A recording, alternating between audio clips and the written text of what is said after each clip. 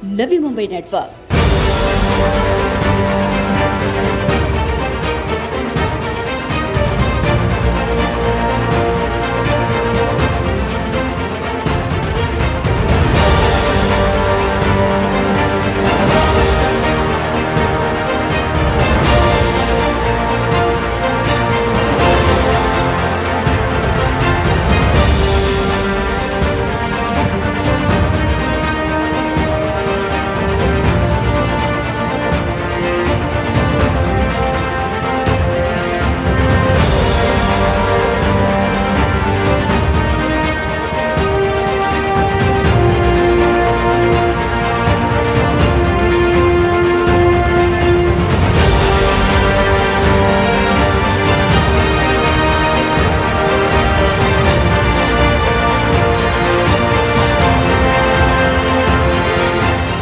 नवी मुंबई में कोरोना संक्रमण की तीसरे लहर से निपटने के कारगर मुद्दों को लेकर हर बार की तरह इस बार भी ऐरोली के विधायक गणेश नाइक ने मनपा आयुक्त अभिजीत बांगर से मुलाकात की। ऐरोली के विधायक गणेश नाइक के लगातार मुलाकातों और मनपा को दिए गए महत्वपूर्ण सुझावों के चलते आज नवी मुंबई के 96.60% रिकवरी रेट के साथ अब मात्र 4% एक्टिव केसों के साथ मनपा लगातार कारगर कदम बढ़ाते जा रही है।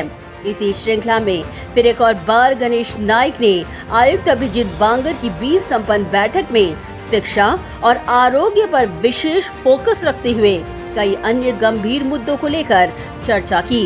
इस दौरान गणेश नाइक के विभिन्न सूचनाओं का ज्ञापन पूर्व सांसद संजीव नाइक ने आयुक्त अभिजीत बांगर को सुपुर्द किया। इस दौरान अपने अभ्यासपूर्ण विषयों पर आयुक्त का ध्यान खींचने ऐरोली के प्रथम विधायक संदीप नाइक, पूर्व महापौर सागर नाइक समेत तमाम कोर कमेटी सदस्य मौजूद थे। अपने चित परिचित अंदाज में गणेश नाइक ने आयुक्त अभिजीत बांगर को नवी मुंबई के शिक्षा स्तर को ट्रैक पर लाने के महत्वपूर्ण सुझावों के साथ उड़न फाटा में इस्तेमाल किए गए पीपीई किट खुले आम फेंके जाने के गंभीर मामले को उजागर करते हुए तुरंत इस मामले की जांच कर एफआईआर दर्ज करने की सूचना दी। 2020-21 मध्ये शिक्षणाचा खेळ खंडोबा झाला, तो काय कोण्या व्यक्तीमुळे नाही, या निसर्गाच्या प्रकोपामध्ये झाला। परंतु शहर स्तर, गाव स्तर आणि झोपडपट्टी स्तरावर असलेल्या विद्यार्थ्यांचं एकूण ज्ञान पुरवठा त्यांना जे व्हायला पाहिजे होता तो दुर्दैवानं झाला नाही। गेल्या वर्षी गेलं म्हटलं ह्या मे महिन्याच्या आतमध्ये गरज पडली तर लॅपटॉप प्रत्येक टॅब द्या, गरज पडली तर ज्या कंपन्या ज्यांचे टावर आहेत त्या टावर कंपन्यांना आपण सांगू का तुम्ही विविध ठिकाणी टावर लावा। जे शिक्षण आपल्या शाळांमधून दिलं जाईल ते त्यांच्या घरामध्ये, कारण खाजगी शाळांमध्ये जाणारे विद्यार्थ्यांचे पालक सदन आहेत, ते लॅपटॉप किंवा PC वगैरे त्या ठिकाणी अफोर्ड करू शकतात। त्या विद्यार्थ्यांना शिक्षणाचं ज्ञान मिळालं। आता मेरिटवर कोण आला याची 10वीची 12वीची किंवा UPSCचा हा गोल केंद्र सरकार, राज्य सरकार, अन्य संस्थांच्या माध्यमातून चाललेलं आहे, न्यायालयामध्ये प्रकरण गेलेलं आहे, त्याविषयी भाषण मला नाही करायचं। परंतु आपल्या शहरातल्या विद्यार्थ्यांचा ज्ञान मिळवण्याचा जो एकूण अधिकार आहे त्याकरता महानगरपालिकेच्या बजेटमधला खर्च आरोग्याला पहिला प्राधान्य, दुसरं प्राधान्य शिक्षणाला द्यावा, अशा प्रकारची भूमिका मी मांडलेली आहे। आणि म्हटलं या महिन्यामध्ये तुम्ही संपूर्ण रचना करा आणि चालू वर्षापासून, शैक्षणिक वर्षापासून विद्यार्थ्यांना तशा प्रकारचं ज्ञान तुम्ही द्या। उड़न फाट्यावर काही PPE किट्सचा गठ्ठा सापडला तर मी त्या अनुषंगाने चौकशी करा, ते उरणमधले आहेत की नवी पोलीस स्टेशनला तक्रारी द्या, शोधून काढा। कारण PPE किट वापरलेल्या त्याच्यामध्ये जर प्रादुर्भाव जंतूचा कोरोनाचा असेल तर ते लोकांना म्हणजे रोगराई वाढवणारी परिस्थिती निर्माण होईल आणि म्हणून त्या अनुषंगाने पुन्हा सतर्क राहण्यासाठी त्यांना सांगितलेलं आहे। इतना ही नहीं, इस बार ऐरोली कोविड अस्पताल में कोरोना संक्रमित मरीज के भागे जाने की खबरों पर उन्होंने आयुक्त से सवाल किया कि CCTV होने के बावजूद जब मरीज पकड़ा ही नहीं गया तो ऐसी सुरक्षा का फायदा ही क्या। मी त्यांना सांगितले CCTV कॅमेरे असताना तो पळताना त्याला पकडणारी यंत्रणा नसेल तर CCTVचा सुद्धा फायदा नाही। त्याला जेलमध्ये टाकला, त्याला फार सजा दिली, तो तर त्याला उपाय नाही.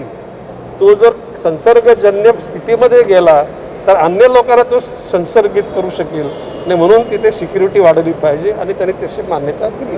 गणेश नाइक ने कहा कि कोरोना से बचाव का अंतिम मार्ग है टीकाकरण और इसीलिए उन्होंने आयुक्त अभिजीत बांगर को ग्लोबल टेंडर के माध्यम से जल्द कोविड-19 टीकों की खरीद की प्रक्रिया में तेजी लाने की सूचना दी.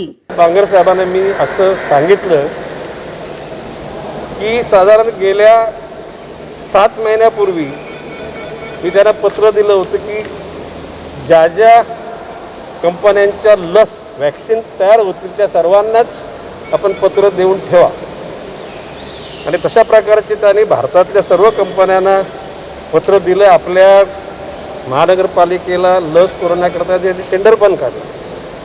परंतु एक गोष्ट खरी आहे की केंद्र सरकारच्याकडे आम्ही पुरवठा करू अशा प्रकारच्या खाजगी कंपन्यांनी सुद्धा सांगितलेलं आहे आणि परदेशी कंपन्यांनी पण सांगितलेलं आहे. तर बाब अशी आहे की एकूणच लसीकरण हा त्याच्यातला शेवटचा उपाय.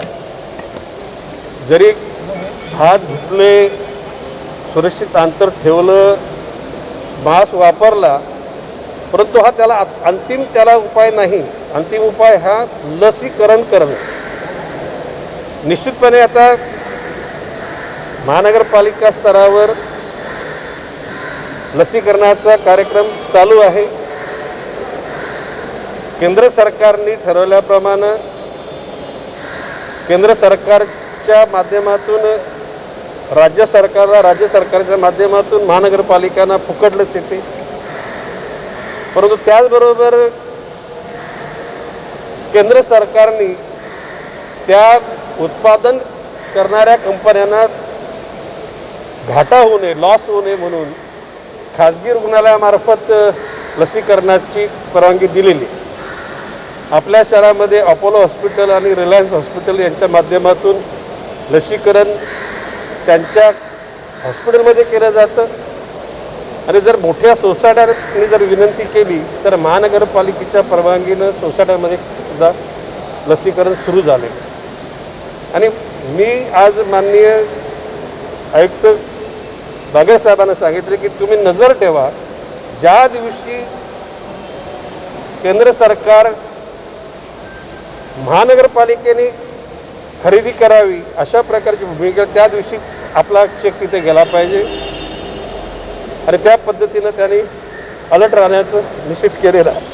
गणेश नाइक ने ऐरोली स्थित मनपा सार्वजनिक अस्पताल में गर्भवती महिलाओं को इलाज के लिए अन्य अस्पताल भेजे जाने का गंभीर और संवेदनशील मुद्दा बड़े ही प्रखरता के साथ उठाते हुए कहा, मनपा की आरोग्य यंत्रणा को पैरालाइज हो गया है.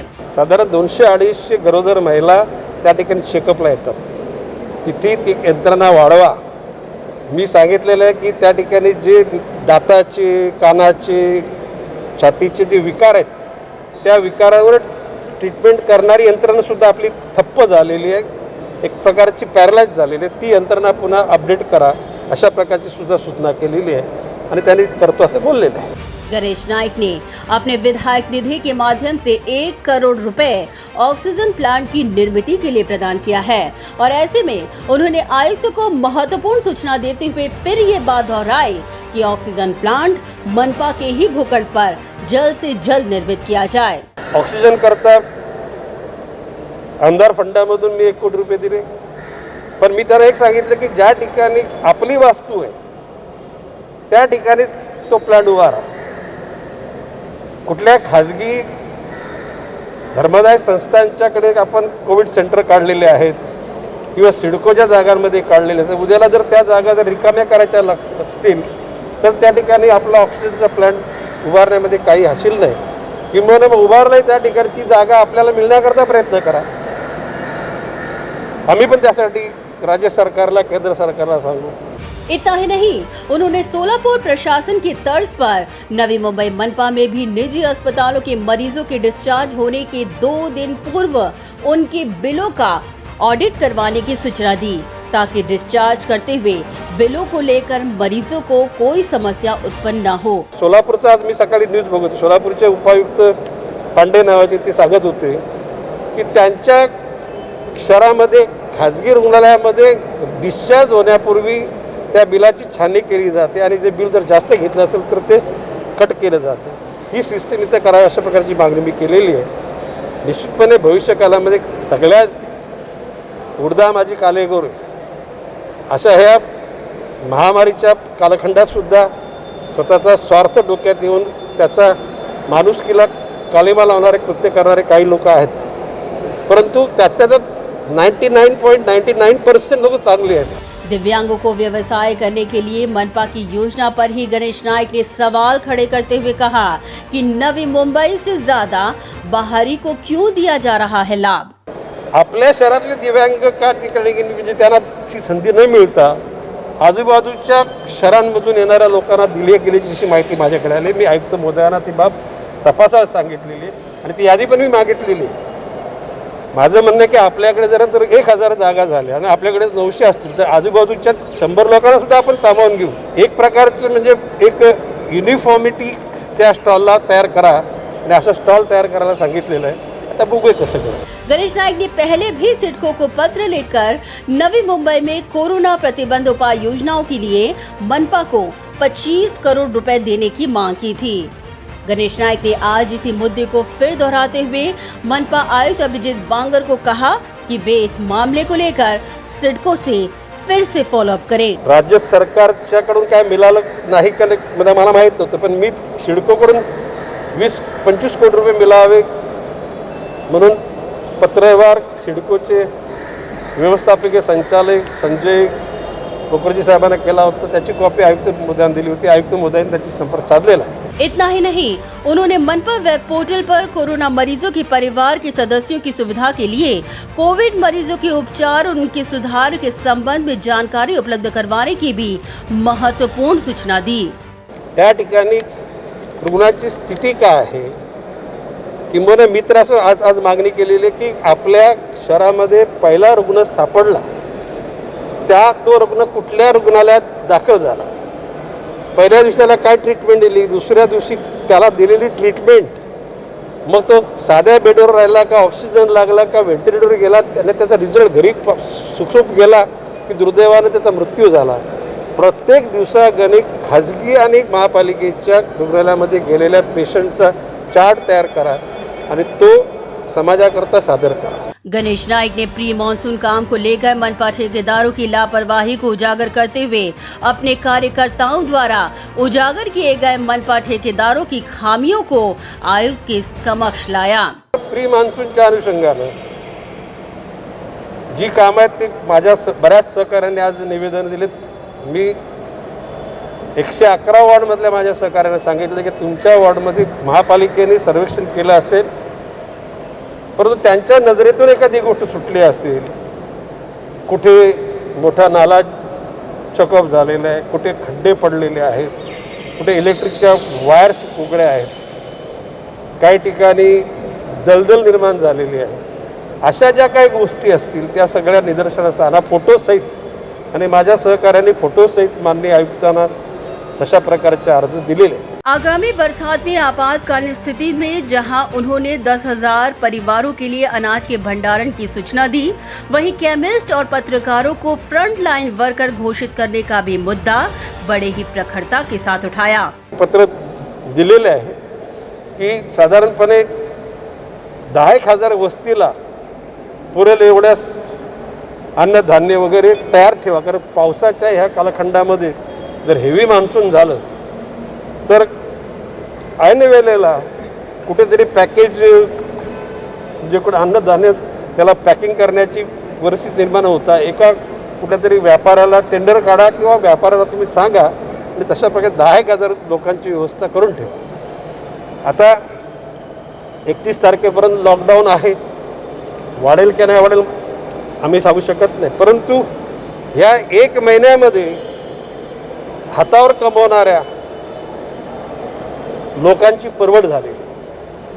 उदाहरणार्थ रिक्षावाला आहे, रिक्षामध्ये त्याने गॅस टाकताना किंवा पेट्रोल टाकताना कुठून टाकावा हा प्रश्न आहे.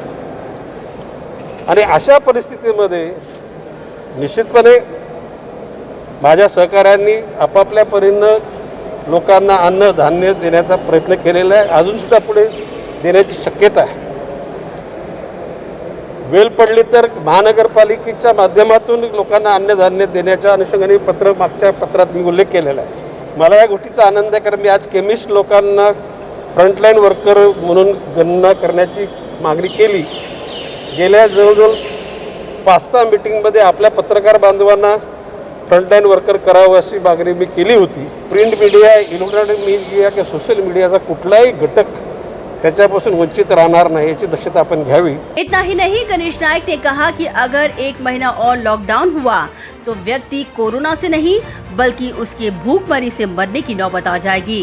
बता दें कि इन महत्वपूर्ण सुझावों के साथ अब उम्मीद यही जताई जा रही है कि नवी मुंबई का कोरोना का ग्राफ लगातार घटता जाए और गणेश नायक के महत्वपूर्ण सुझावों के चलते नवी मुंबई में कोरोना संक्रमण के आंकड़े 0 पर चले जाएं. फिलहाल इसी के साथ ही साथ अब देखना यही है कि मनपा इस दिशा में और किस प्रकार से कारगर कदम उठाती है. ब्यूरो रिपोर्ट, नवीन नेटवर्क.